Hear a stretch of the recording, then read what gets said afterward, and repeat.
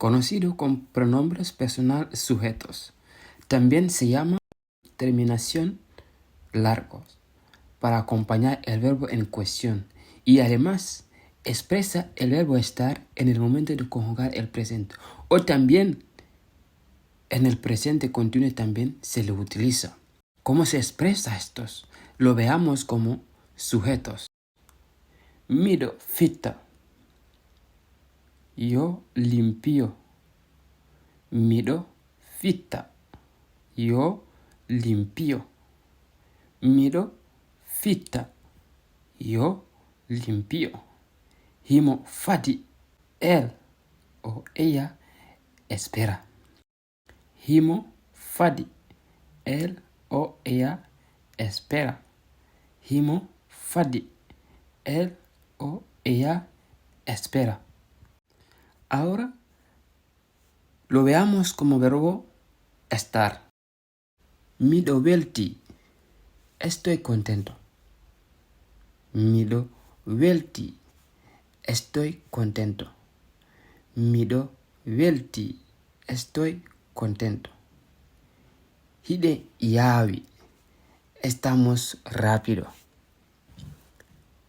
Hiden yawi. Estamos rápido. Hiden yawi. Estamos rápido.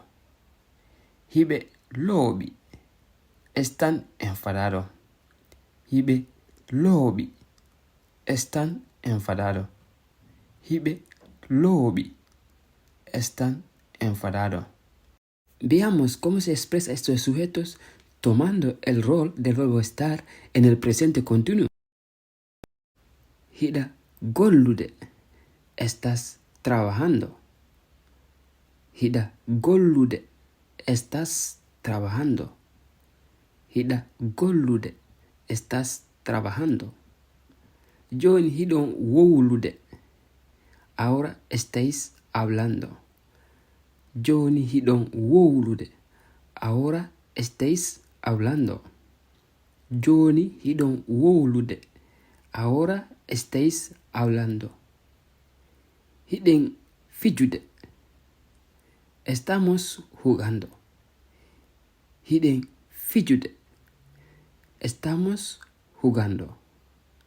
Hiden fijude. Estamos jugando. Hemos visto estas tres formas.